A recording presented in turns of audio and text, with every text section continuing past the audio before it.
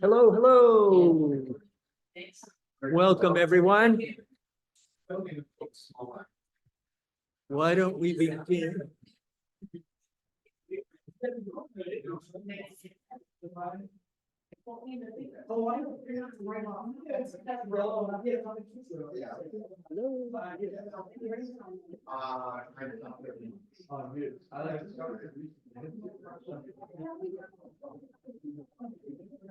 Is the teacher going to have to start handing out detentions? Welcome, everyone. Don't have David tonight, and Nancy is still in Florida. So, yeah. Shall we begin? Who? Oh, yes, Stephanie is in here. That's right. Yep. Yeah, so, okay, so we have three who are absent. One has an excused absence. Shall we begin with a word of prayer?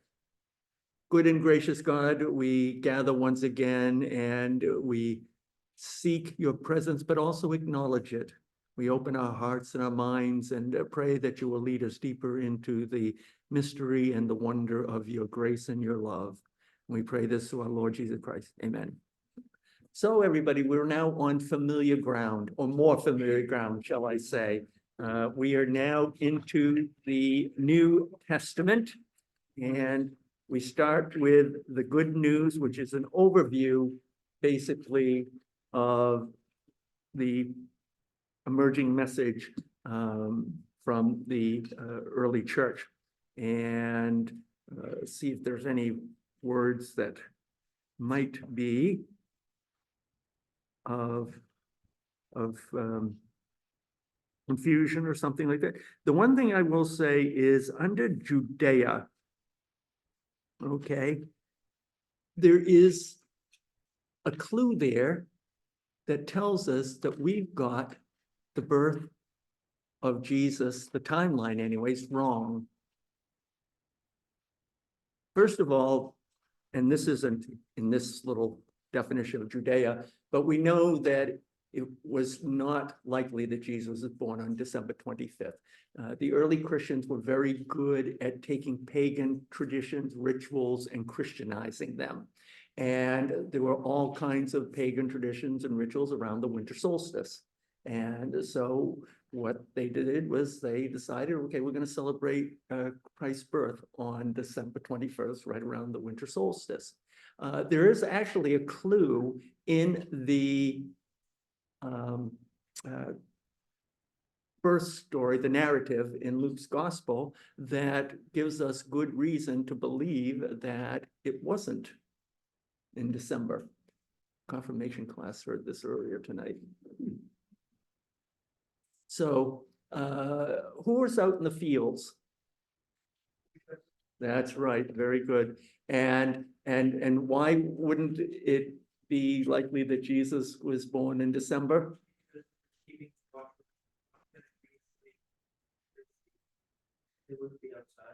There you go. That's right. They wouldn't have had their sheep out in the middle of the night in the dead of winter. They only brought their sheep out into the fields in the spring when it was lambing season. But we also have the year wrong.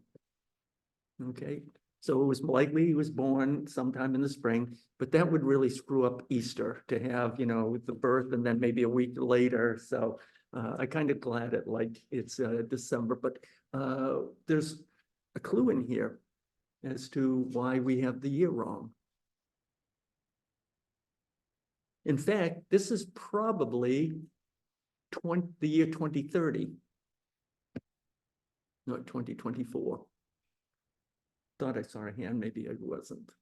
Well, then when Herod was ruling, I think they like back into Yeah. his reign. Herod the Great was the ruler, because remember the wise men, you know, and stopped and talked to Herod. We know historically that Herod died in 4 BC. So Jesus could not have been born in the year 1. Okay, so it was most likely 6 years earlier. And what else was I Got gonna archaeological records of the slaughter of the innocents as well. say again, I please? thought they found like archaeological records of the slaughter of the innocents. Oh, yeah. So Yeah. like, and they like were able to date that. That's even more closer to the first time. Yep. Hi, Stephanie. Yeah, so what we know is the slaughter of the innocents is referring to Herod sending his soldiers to Bethlehem to kill all the male children 2 and younger, which also gives us an indication that the wise men didn't get there until sometime later. Because if Christ had just been born, why go up to 2? Okay, so clearly Herod had some reason to believe that it had been some time since the birth. Yep. And you know, it was a terrible thing, but to keep it in somewhat of a perspective, I remember reading an article that said that at that time in Bethlehem, it was a small town, so it was maybe 20 or 30, which is still, you know, significant, but we're not talking about hundreds and hundreds of children. And gospel comes from an Old English word meaning good news, and that's what gospel actually means. Before I go any further, are there any questions specifically on any of the readings? Just have a question. Sure. I thought that, the year 1 was like the year he was born. Yep. So, Well, that's what that's how we date it, but we know that it's historically inaccurate because Herod died in 4 BC and Herod the Great was ruling when he was born. So he had to have been born before 4 BC. well, the 4 BC that we know. I mean, I don't know, I just thought one was, It is kind of a bit of a mind bender because everything we've always thought actually isn't true. He had to have been born about 5 or 6 BC. so why don't we consider that one? Would have to go back to Gregory the Great, who came up with the Gregorian calendar, but I suppose we could petition Congress to change it. We did know that the date was set and stuff in the Bible, and then like years later, they got figured out in historical. Yeah, exactly. So, you know, as you were talking, Melissa, it reminded me, there was a bishop, I wish I could remember his name, but he actually used all the dates in the Bible.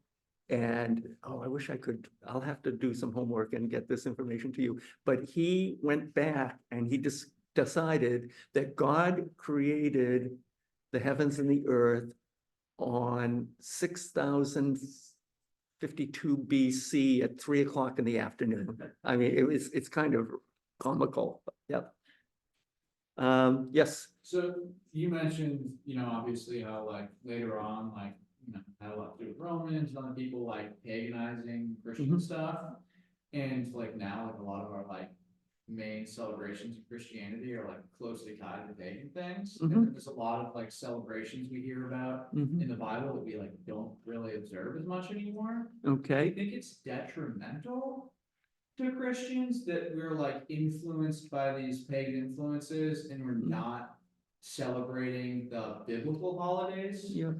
So, can you give me an example of one? I'm trying to think. It's like some of the big feasts and things. You mean in the Old Testament? Yeah. Oh. That kind of stuff. Yeah. Like, Well, some of those have, I they don't, name them, I just yeah. know loosely. Yeah, they wouldn't really apply to us because remember, it was an agrarian society. And so we don't have a wheat harvest, you know, festival. I will say that, you know, it is kind of interesting that we have now non-Christian influences. Yeah, that's on- one of my questions. Yeah. Is that like, I don't know if it's a bad thing. I don't but think- obviously like, you know. Yeah, so for example, when I look at the story of the resurrection in all of the Gospels, I don't find anything or any reference to a furry little creature hopping around the you know, the tomb. And some of you remember Betty Rideout. And Betty Rideout's son was a congregational minister, and he told me the story, and he was horrified. And he was pastor up in New Hampshire somewhere. I wish I could remember where it was, but in any event, they had decorated the sanctuary for Easter. And he went in on Saturday afternoon and he saw this giant Easter bunny in among the Easter lilies. And I don't know what I would have done. I think he said he kind of put the lilies so it hid it a little bit. But no, same thing with Santa Claus, although at least with Santa Claus, we can bring it back to Saint Nicholas, who was actually a bishop in, I want to say, northern Africa. But there are, and the one that drives me crazy is a holiday tree. Drives me crazy. And, and I understand that not everybody's, Christian. And this is one of the things that is my own personal feeling. We seem to have created this mindset today where essentially what you have to do is dumb everything down to the lowest common denominator so that nobody's offended. And what I think real tolerance is I let you be fully you and you let me be fully me. And we talk to each other and we learn from each other. Okay. And so, if you want to say to me, happy holidays, I'm not going to be offended, but I also don't want you to be offended if I say, happy, Merry Christmas. And, the dialogue, that's where we learn, that's where we grow. And I'll give you an example of this. Many years ago, our senior high youth ministry wanted to learn about other religions. So we took them to a synagogue and we had a Buddhist monk who came in and talked about Buddhism. And then we took them to a ceremony at a Hindu temple up in Andover. Does everybody know that there's actually a Hindu temple in Andover? Yep. So if you're going up 495, heading north, and you get to Route 28, you come off the off-ramp there, it is immediately right across the street. So we took them there and I learned something because I had always thought of Hinduism as being polytheistic with many different gods. And what I realized that it is not polytheistic. Essentially what Hindus believe is that the infinite God has been incarnated different times and each incarnation captures a different quality of the divine. So you have, merciful and, oh, I just got a thumbs up. I don't know where that came from, but thank you. There's even Shiva, which is the goddess of destruction. And so to kind of put it in Christian terms, it's almost as if Jesus had been incarnated numerous times over the millennia, each time embodying a different quality of the divine. I never would have known that. I learned that I was frankly ignorant about some of my beliefs of Hinduism. So I see tolerance at its best of being true to who you are and letting each person be true to who they are. And in the conversation, we grow and we learn to respect and love one another. No, sorry for the little sermon. Any other questions in regards to any of the readings? Yes. 160? Yeah. Okay. The gospel. So when I looked in my Bible. Yep. I was confused on verse 5, 6, and 7. Okay, let me get there first. This is 1 Corinthians? Yep. Okay. I'm almost stuck looking at my Bible with the New Testament. Yeah. I keep going back there and away from it. All right. So what is your question? Verse 5. So verse 5, and it essentially says he was seen of Cephas there, then of the 12, and I didn't know what that meant. Then to the 12, and then he appeared to Cephas and then to the 12. Right. Okay. Mine's 12, Of the 12, okay. but I didn't know what that meant. So, okay, yep, and I had that asterisk so that I could answer this question. So Cephas is the Arabic word for rock. R-O-C-K. Okay, what is the Greek word for rock?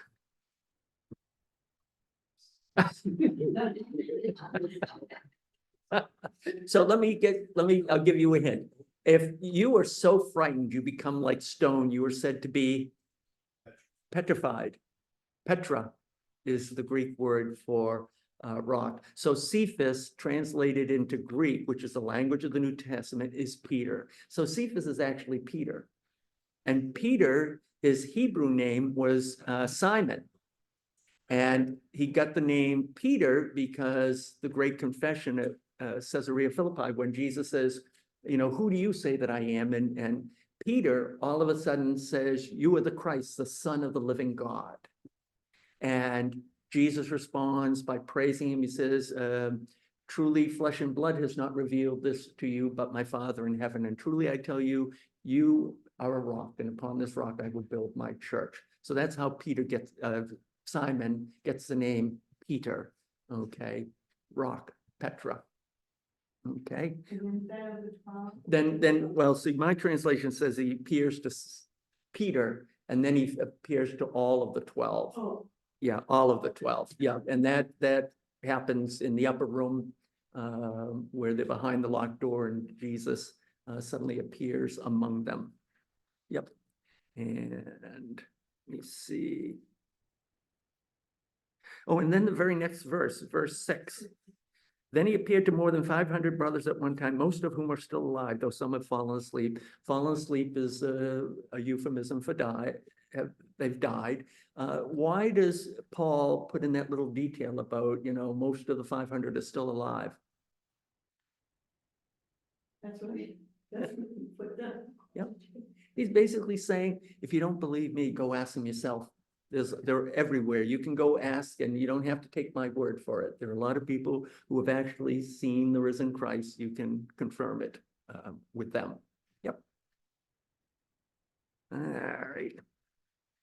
I'll tell you one little bit of an eye opener that I had was in the very first reading, Matthew 4.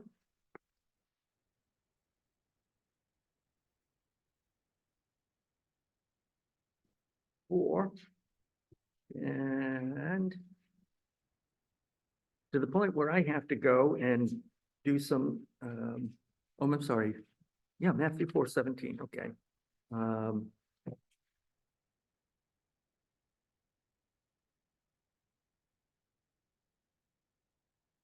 What am I doing here? Oh, 24, that's what I did, okay. Okay, 24. So it's talking about the beginning of Jesus and his ministries, okay? And verse 24, see if there's anything that piques your curiosity.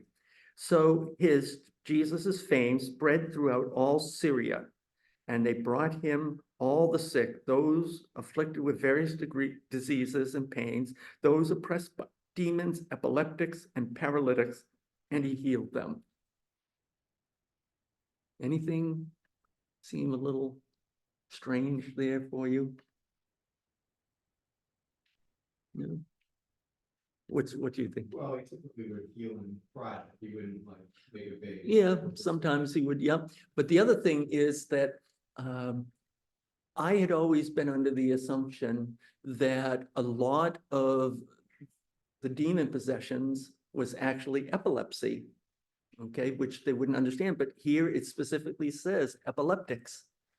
So all of a sudden I realized that, you know, not everyone who is referred to as being possessed by a demon. Essentially what I'm saying is that apparently they understood about epilepsy, where I didn't think they did. My translation. Says what? Lunatic. Lunatic. Wow. Wow. Oh, talk about pejorative. Well, I mean, if it's epilepsy and it's being, Well, I don't know if it's, let's see, it was important. yeah, I don't know. That's what I'm saying. Yeah. Translation of the book. Yeah, Great, or they- Yeah. but you know, it's because, To me, more than just, I wouldn't even consider epilepsy part of it. Right, yeah, exactly. I'm sorry, what was that? They're too probably- Oh, yeah, they are. And you know, it's funny, I have a very sad memory from when I was a kid in church. And when I was in high school, I would sing in our church choir. And one Sunday in the middle of the sermon, an alto in front of me just started flailing, and I'd never seen an epileptic seizure before. And, and most the people there hadn't either. We ran downstairs, we didn't have cell phones there. We called, didn't even have 911, but we called the fire department, and they came and they took, and by this time the seizure had ended. And I can remember afterwards, the family being very upset that we had called the fire department, because they knew what was going on and they knew that it was, gonna pass. And then afterwards, I can remember we were taking our choir robes off, and this young woman, was saying, "Oh, I don't know what happened. It must have been something I ate last night." So, there was a shame around it, even 30, 40 years ago. And sadly, I found out years later that she committed suicide. And it's so sad. I mean, this is another thing where I say, we've particularly today, there's a reason why God gave us 2 ears and only 1 mouth. We need to talk less and listen more. And I'll tell you, that's one of the things that I learned very early on in my ministry. I can remember there was a funeral I did, and the husband and wife had been married for over 50 years. And he had like 5 sons, and they wanted to thank me, so they had a dinner sometime later.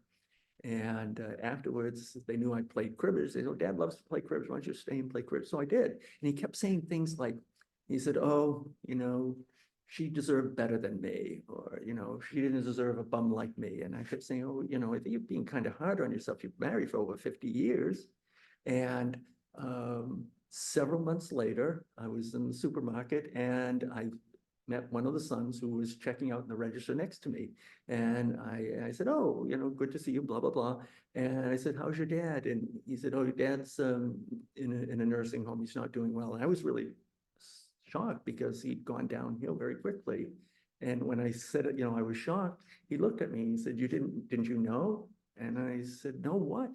He said, "Dad's an alcoholic." And I always remembered that, because if I had asked the question, why do you being so hard on yourself? He might have been able to respond. And because I didn't ask a question, I just, tried to smooth it over, make it all nice. An opportunity for grace, went by the boards. So I firmly believe these days we need to listen more and talk less. Everyone has a story, and every story is sacred. So anyways, all righty. Yes, absolutely. Uh-huh.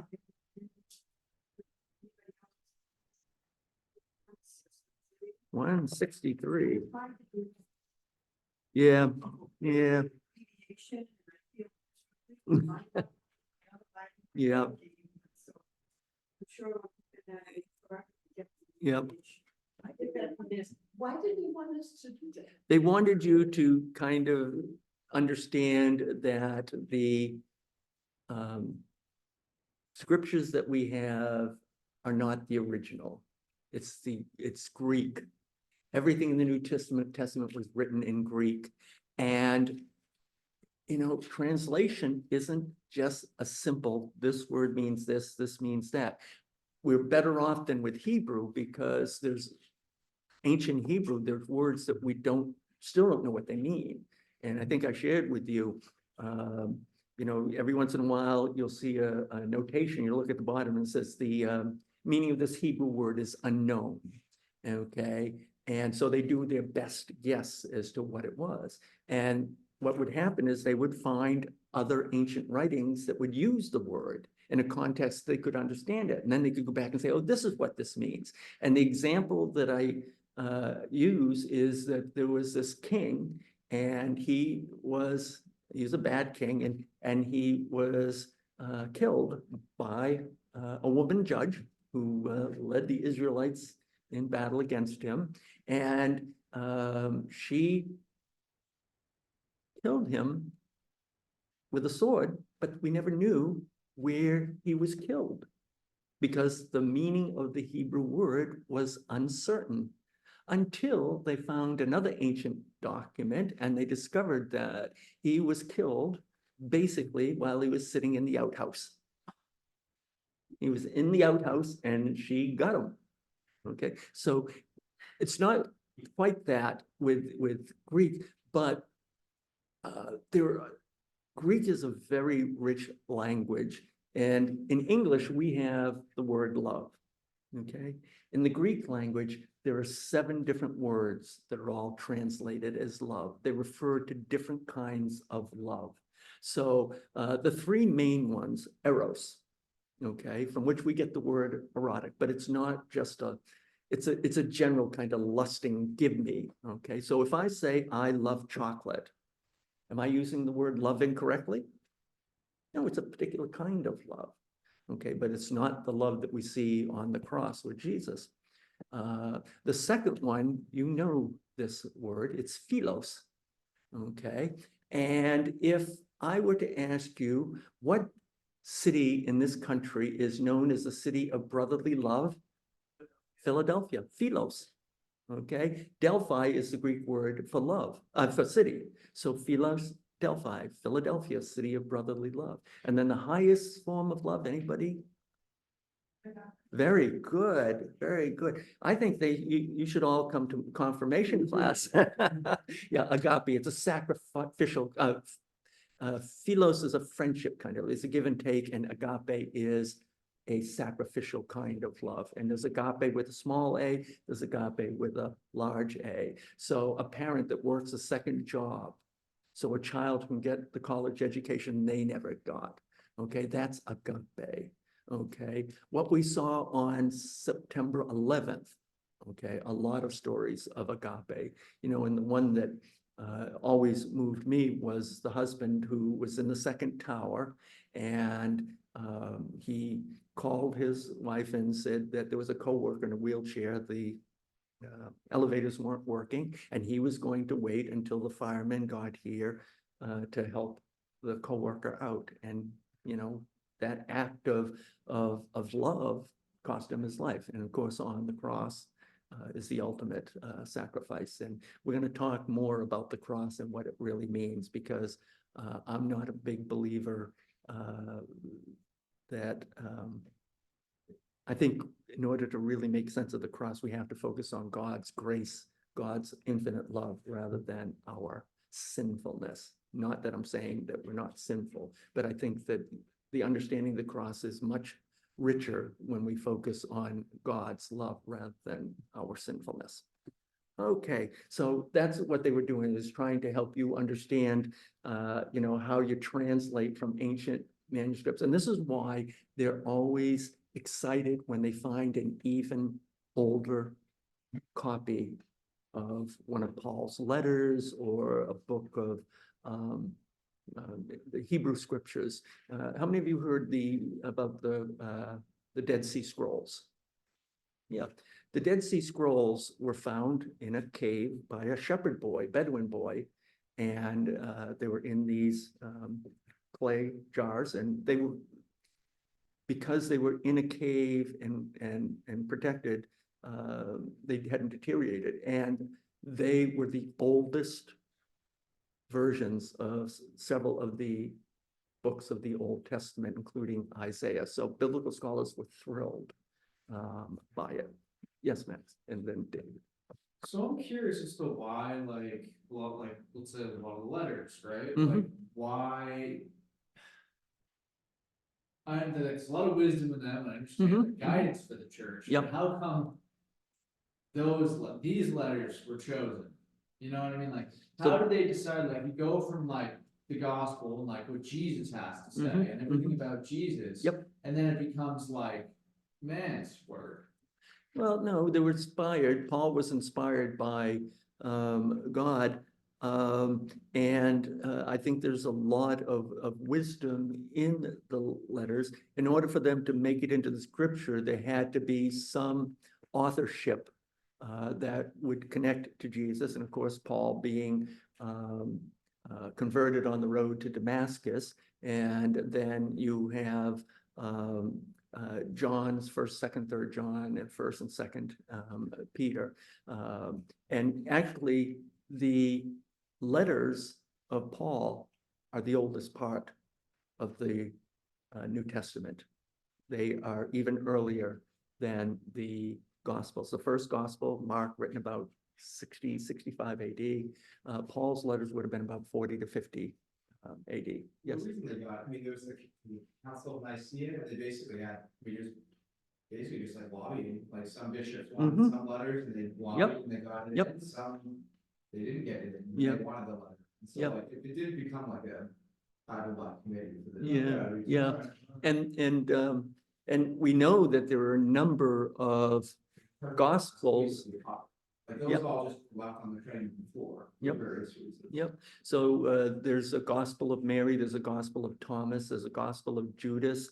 And the reason why they didn't make it in is because in some way they presented a Jesus who did not jive with the Matthew, Mark, Luke, and John. The example that I give is in one of them, Jesus is a little boy, and that's what some of these Gospels that didn't make it in do, is they try to fill in the blanks, because, Jesus is born, we don't hear anything about him until he's 12, and then we don't hear anything about him until he's 30 and he starts his ministry. So they try to fill in the gaps.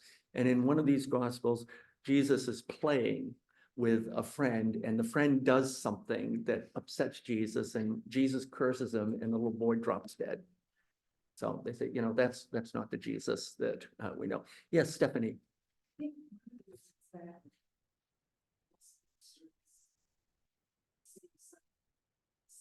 He was really reaching out to non-Jews. Yes.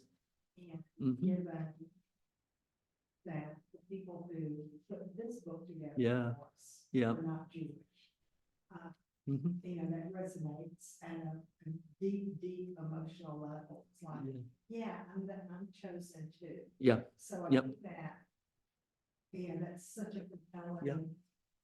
Absolutely. And, this is part of the wisdom of God. Why Paul? Why was Paul called to be an apostle? He was a Roman citizen. See what? He was a Roman citizen. Yep. And why was that important? Well, he could have more free passage and he had more rights than everyone else. Yep. So first of all, Paul started out persecuting Christians, and that sent a powerful message that, God can change anyone. It's like I say, the ultimate example, is Hitler going to be in heaven?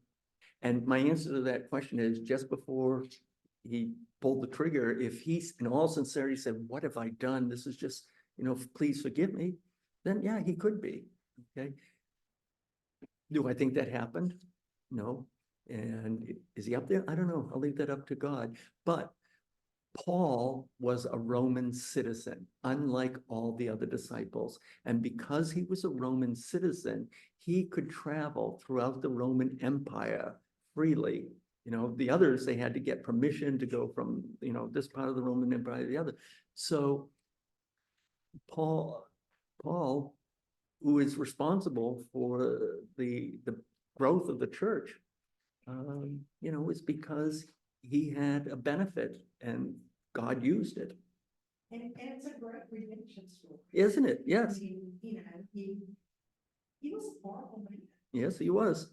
And we don't say that way. He was a horrible, mean man. Oh, yeah, he was on his way to to Damascus to bind in chains people of the way and to bring them back to Jerusalem to answer for their sinful heresy. He was a Pharisee. So,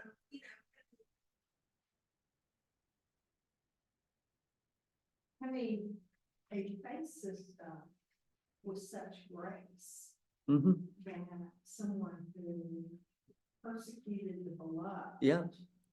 Could then himself become one of the major That's right. voices of. It's sort of like, who would have thunk it? Yeah. Who yeah, would have thunk really it? is. And, Yeah. There's an object lesson there. Oh, absolutely. None of us I mean, you mentioned Hitler, but I remember when I was sitting in church and Yeah. the ministers, talked about Jeffrey Dahmer. Oh, yeah, Jeffrey Dahmer. Yeah.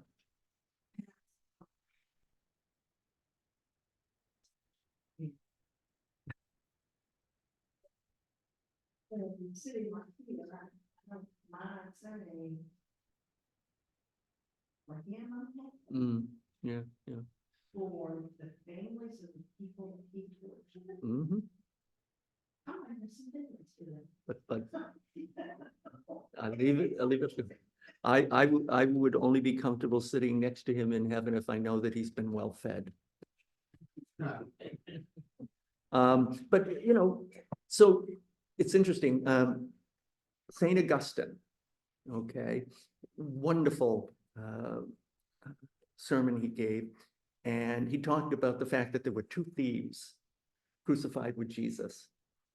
And he said, there is only one deathbed conversion in the scriptures, meaning the repentant thief who said, we are being justly punished. Jesus, remember me when you come into your kingdom. And so he said, there is one in there, so that none might lose hope. And he said, only one, so that none might presume. And that's always made sense to me, and that's God's business. What does Jesus say in the parable of the wheat and the tares? Okay, they find out that somebody has thrown weeds in with the wheat, and so they go to the master and say, you want us to pull it out? And he says, no, leave it alone, because in pulling out the weeds, before they're fully grown, you can't really completely distinguish between what's weed and what's wheat. So he says, let them grow. And then, when it comes to harvest time, that's when the winnowing will take place. And essentially what it's saying is, let God decide who's the wheat and who's the tares. I also am reminded of the Sunday school class where the teacher said, if all the good people are white sheep, and all the bad people are black sheep, what color would you be? And a little girl said, striped. Makes sense to me. All righty.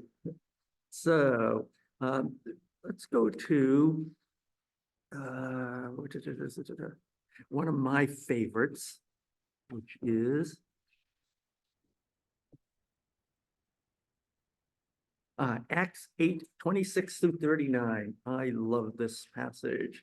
It's the story of the Ethiopian eunuch. And why don't we read it? These sticks. And we'll go to my left. If you don't want to read, just pass.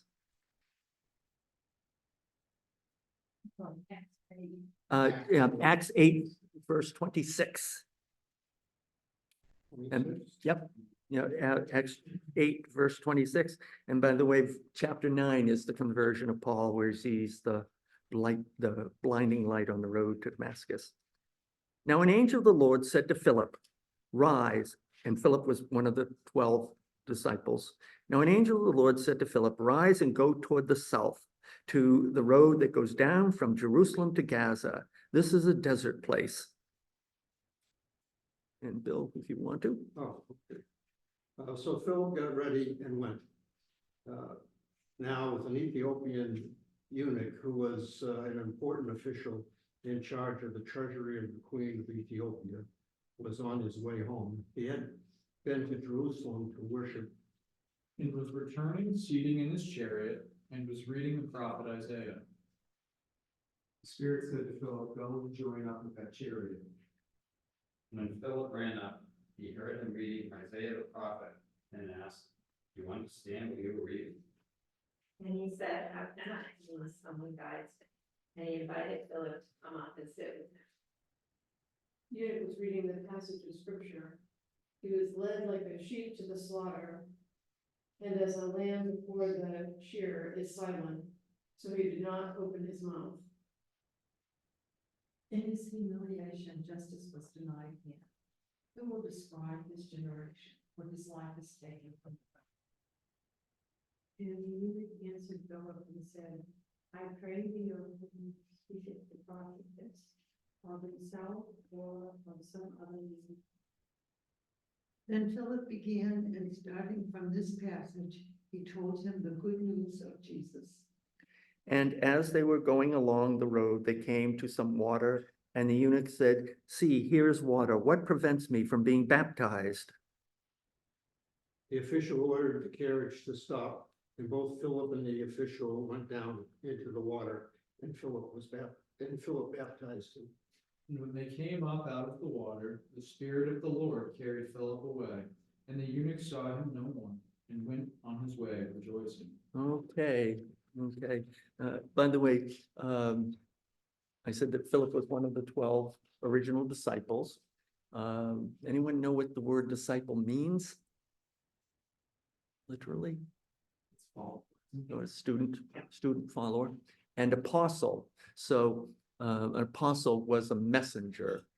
Okay, so after Jesus rises from the dead, he sends the disciples out to evangelize, and they are then referred to as apostles. Okay, so Paul was an apostle, but he wasn't a disciple, one of the original 12 disciples. So the way I put it is, all of the original disciples became apostles, but not all of the apostles were originally disciples, original disciples. I see a One of puzzle. them is the opposite, so I look at it, everyone was a disciple, but there were only 12 apostles. No, because Paul was one too. Well, like the apostle, again, I'm Yeah. probably wrong, it's like the definition was had to be hand chosen by Jesus. So therefore, Paul was not an apostle because he was not hand chosen by Jesus. No, but he refers to himself as an apostle, and it's something interesting. Right. Oh, And some people question his legitimacy because of his past. But Well, you have to believe the conversion story too. Mhm. Like, Yeah, and who, I wouldn't rule out some petty jealousy, because we certainly know the disciples were capable of it. While they were on their way to Jerusalem, they were arguing about which of them was the greatest. And they were jockeying for position, because they, at this point, still think that Jesus is going to be this conquering Messiah, and they want to be as close to him to get on his coattails. So, yeah, Paul, there were those who did not like the Apostle Paul.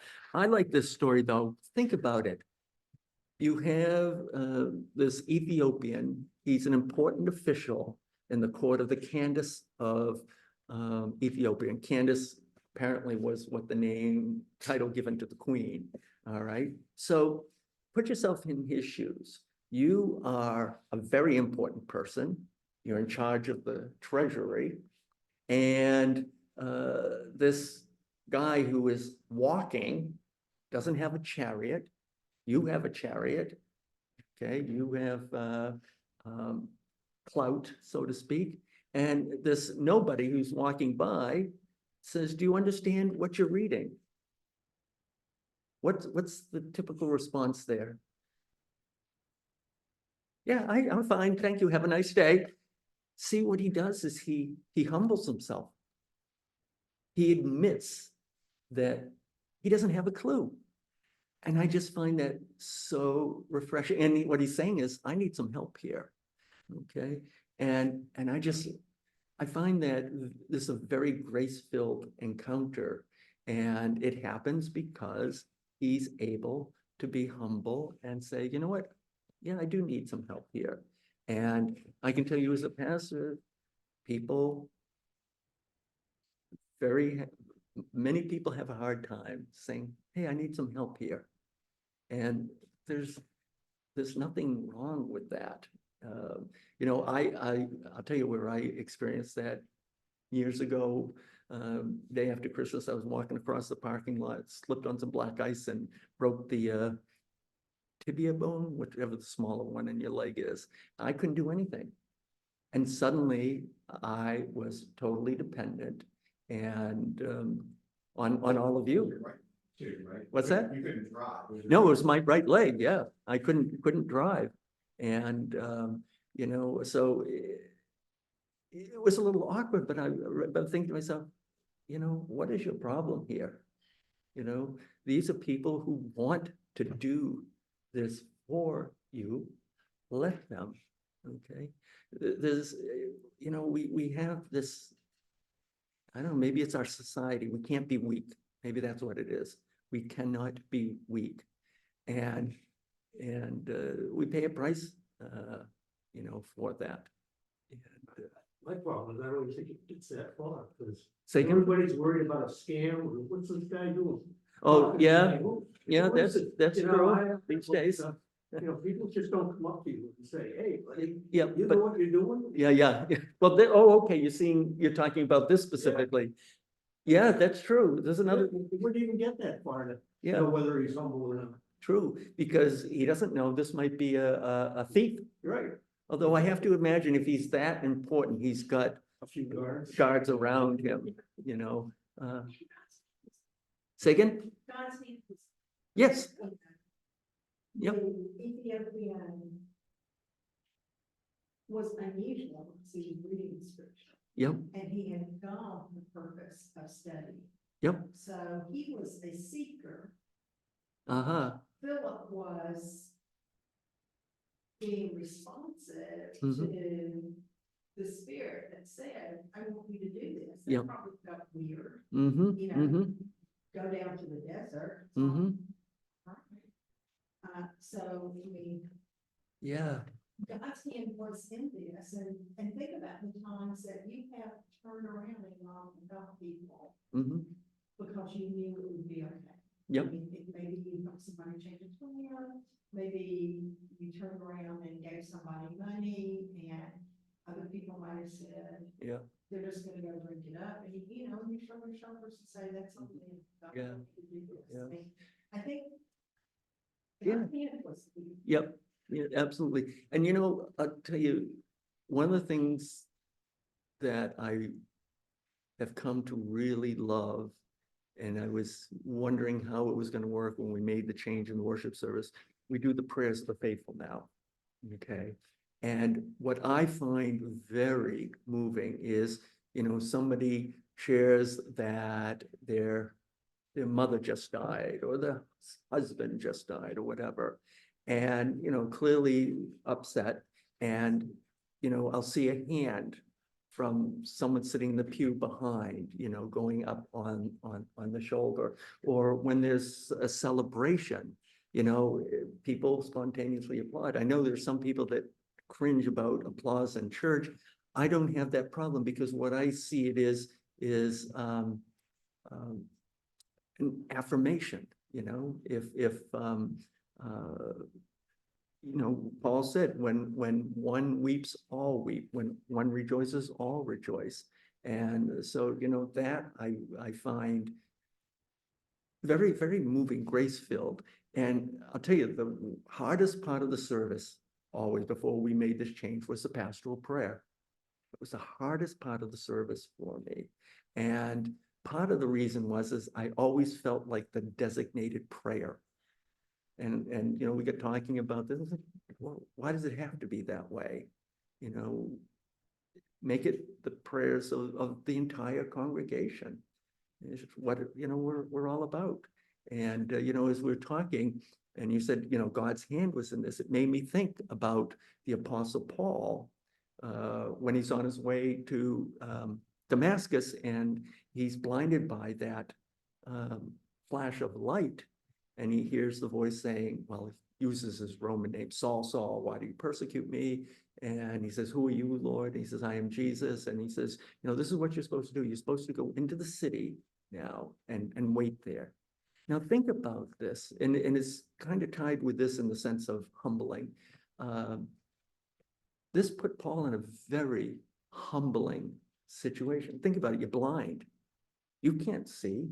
So here's this man with all this authority and everything, and he has to basically be led by the hand to go into Damascus.